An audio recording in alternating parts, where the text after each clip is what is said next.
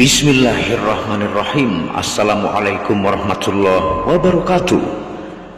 Alhamdulillahirabbil alamin wassalatu wassalamu ala asyrafil anbiya'i wal mursalin sayyidina Muhammadin wa ala alihi wa sahbihi ajma'in. Rabbi shrah li sadri wa yassir li amri wahlul 'uqdatam min lisani yafqahu qawli. Alhamdulillah, bersama saya lagi dengan Muhammad Hamdan Al-Ghazali dalam Tauhid Metafisik. Pada kesempatan yang berbahagia ini kita akan membahas tentang video mati sebelum mati atau fana terpecah menjadi 4 bagian. Ini adalah ilmu mahal. Tonton video ini sampai selesai supaya Anda mengerti, tidak gagal faham dan tidak menjadi fitnah karena kegagal fahaman Anda. Syekh Abdul Qadir Jailani di dalam kitab Sirrul Asrar mengatakan, ruh adalah hakikat diri manusia yang sebenarnya. Ruh adalah nur cahaya yang tinggi yang dibalut dengan beberapa lapisan pakaian sebelum diturunkan ke alam dunia ini agar jasad tidak terbakar.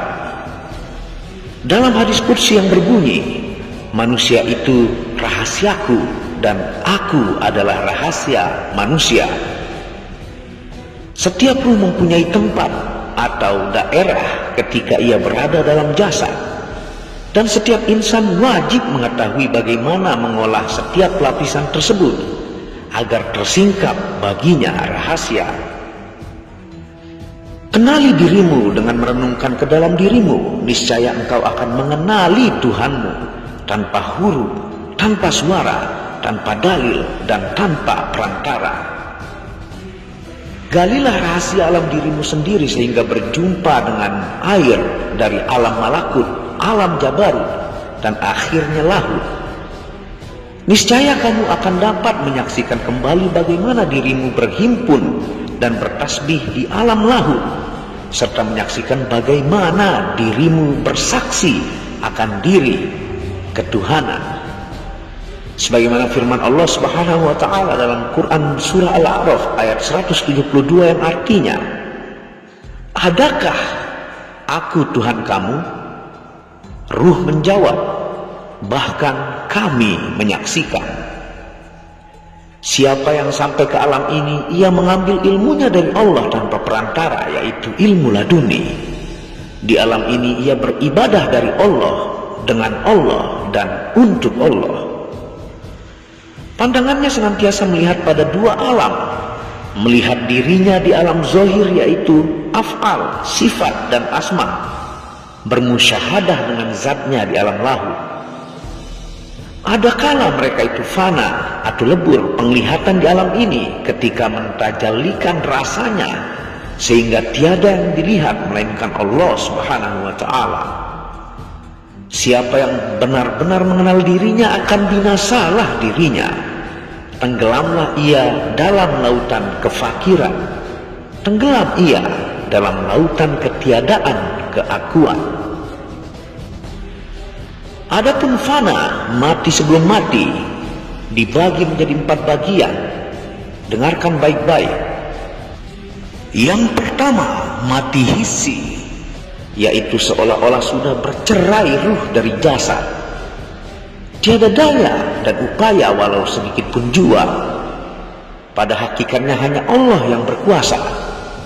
Kemudian dimusyahadahkan di dalam hati dengan menyaksikan kebesaran sifat jalal dan jamalnya dan kesuciannya. Yang kedua, mati maknawi atau mati mi'raj. Apakah hakikat as-salatu mi'raju lil mu'minin? Mi'raj yaitu lepas sempurna mematikan diri kita.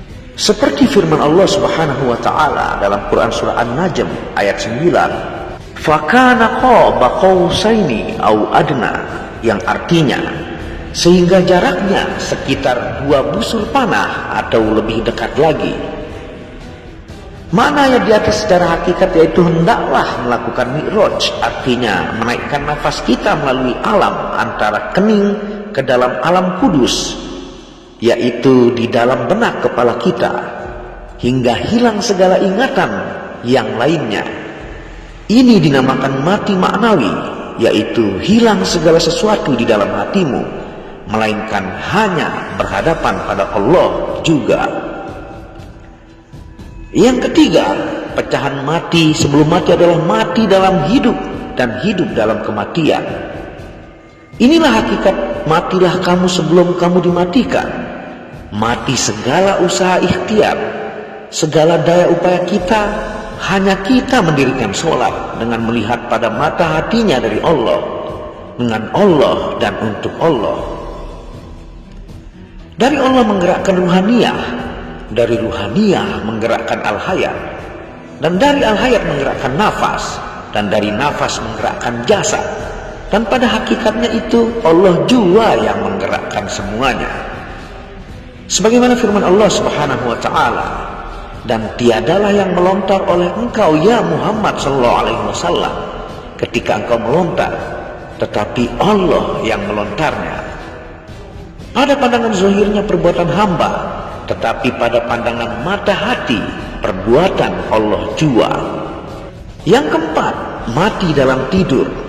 Ini adalah satu rahasia ma'rifat dalam hidup yang hanya diketahui oleh para arif billah dan alim billah, bukan oleh alim bil kitab.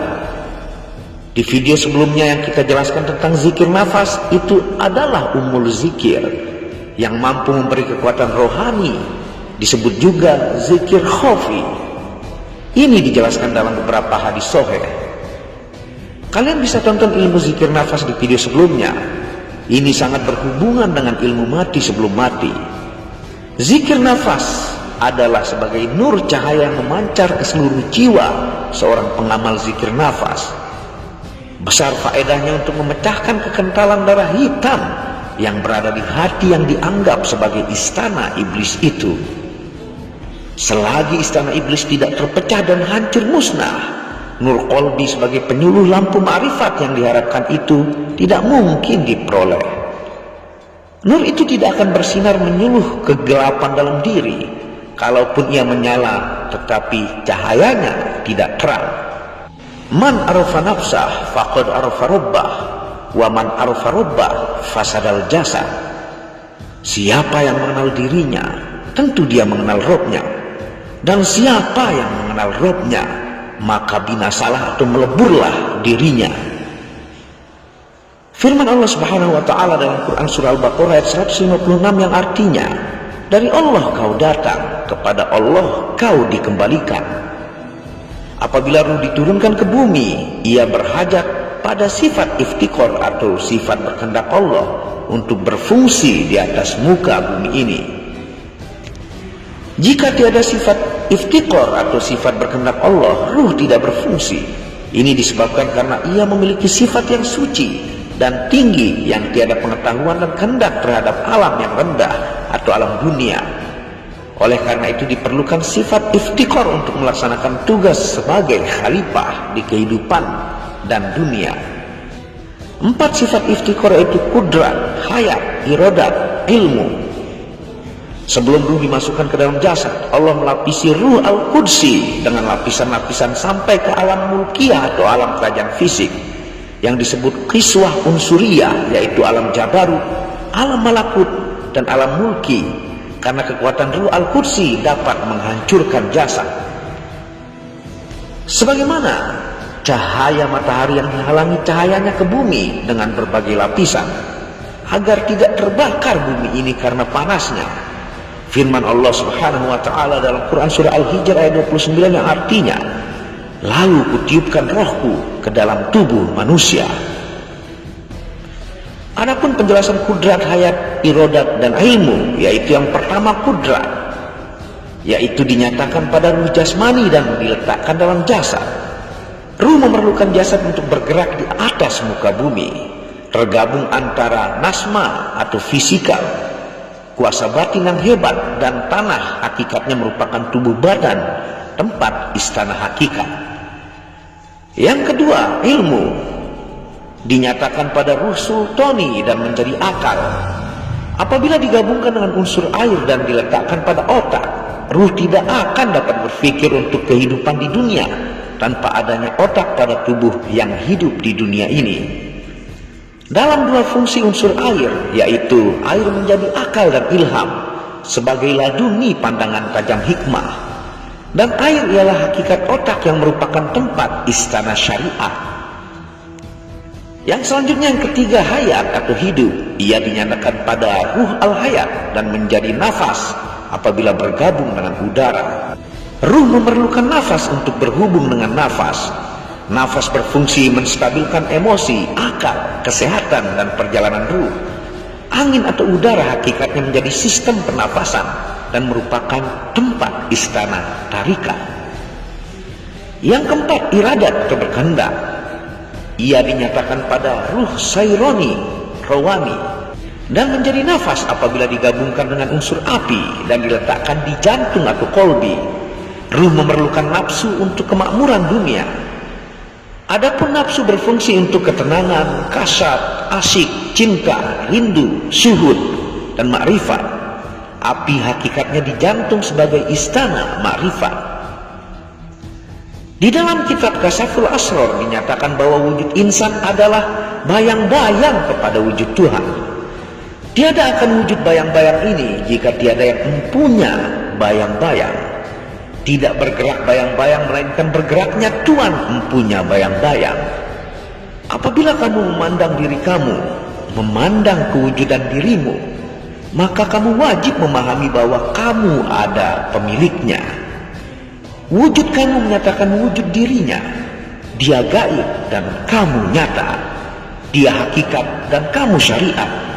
Dia adalah wujud dan kamu adalah bayang bagi wujudnya. Lihatlah diri kamu, pandanglah segala sifat yang ada pada diri kamu.